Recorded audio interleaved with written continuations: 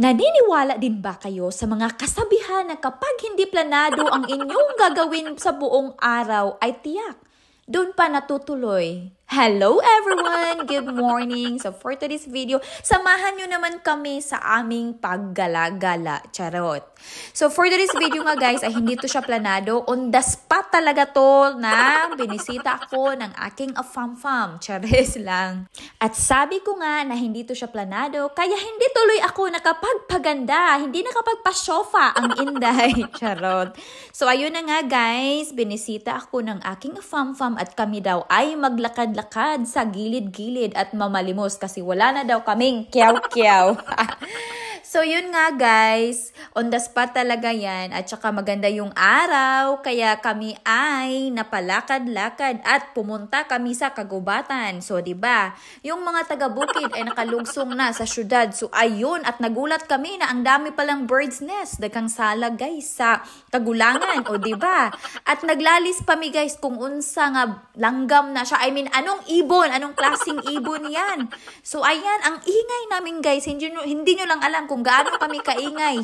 Grabe talaga ang ingay guys kapag magtagpo ang galing sa bukid or galing sa bundok papuntang syudad tapos maglalis pa kung anong ibon yan. So blue heron lang pala. Hindi ko kasi akalain guys na meron palang ganyan dito. Wala yan sa bundok namin. Ang nasa bundok namin ay kukok lang. So ayun guys, super ganda pala dyan. So dinala ko sila dito guys. Kasi nga, si Asher kasi nagkwento sa akin na nag-outdoor learning sila. Dito sa may bandang dito nga, may maraming bird's nest. Tapos malalaki yung mga ibon. Tapos alam nyo ba kung paano kami nagtalo? Kasi nga, sabi ni Genros guys, duck daw yan. Tapos sabi naman, paano maging duck? Lilipad ba yung duck? Maghimo bagsalag? Basta tawa na lang kami ng tawa. Basta super sadya guys kapag magsama-sama ang taga-bundok. O, diba? Ayun guys, grabe talaga yung nila dito is inaalagaan nila yung ibon. Sabi ko nga, kung sa atin pa yan, wala na, tigok na, tinitirador na yan. Tapos gisumba na, o diba, ginasumsuman. Kaya super enjoy at saka ini-enjoy namin yung weather kasi nga maaraw na malamig. Tapos, tinitingnan namin yung mga birds. Malalaki talaga sila, guys. Ewan, wala yan sa atin yata. Dahil nga maganda yung weather, kakalakad-lakad namin while si Asher nasa school. Ayan, napunta kami sa my garden banda na sobrang ganda na maraming flowers. O, 'di ba sabi ko sa inyo, iba talaga pag ang mga taga-bundok nakalugsong sa syudad. O, ayan. Kasi nga guys, spring weather na dito, palapit na yung summer. So, the flowers are blooming. And then, maganda kasi yung dito guys, paligid at saka yung mga gardens kasi inaalagaan nila. Usually, yung mga trees is very important talaga sa kanila yung environment. Kaya yun yung pinakamaganda dito guys, hindi nila pinabayaan. Bawal kang mag-cut ng mga bulaklak or mga trees na walang paalam sa government dito guys. Kasi napakahalaga pa yan sa buhay ninyo. O ayun, alam nyo na, kaya wag na kayong mag-Canada. Charot lang.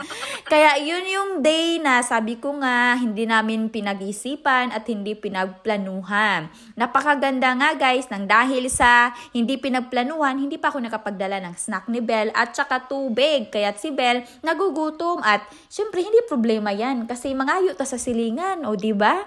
Kaya ayun, habang kami ay nag-ikot-ikot, nag-picture-picture, napatingin sa mga flowers at saka sa mga views. So, nag-enjoy din naman si Belle and si Louie. Kaya ayan si Inday, habang binivideohan din ni isang Inday, naglakwat siya din, o diba? Sobrang enjoy talaga guys kapag medyo sunny dito kasi nga, yun lang yung ini-enjoy namin. Minsan lang kasi magpapakita yung araw dito guys. Nagpapakita man pero malamig pa rin. Naghahintay nga kami guys kung kailan talaga maging mainit or super hot kasi kailangan na naming mag-tibak. At saka ready na yung swimsuit ni Jen Ross. Abangan nyo guys, mag-swimsuit kami or magtitibak. Tapos dyan kami magsisenbetting. Oy, sana all. Yun guys, nag-i-enjoy kami. At saka itong dalawa, tingnan nyo sila. Oh, nagpi-picture-picture. Tapos ako naman yung behind the scene. O, diba? Ang galing, ang ganda. O, tingnan niyo yung bulaklak. Late na pala kami guys nakapunta dito kasi yung bulaklak nalawos na. Sabi ni Genros na over tubig daw yan. O, ewan ko lang. Tapos, ayun, tingnan niyo yung cloud. Super ganda. At kami lang yung nasa labas. Pero marami talaga dyan, guys, naglalakad kasi medyo malaki yung area na yan.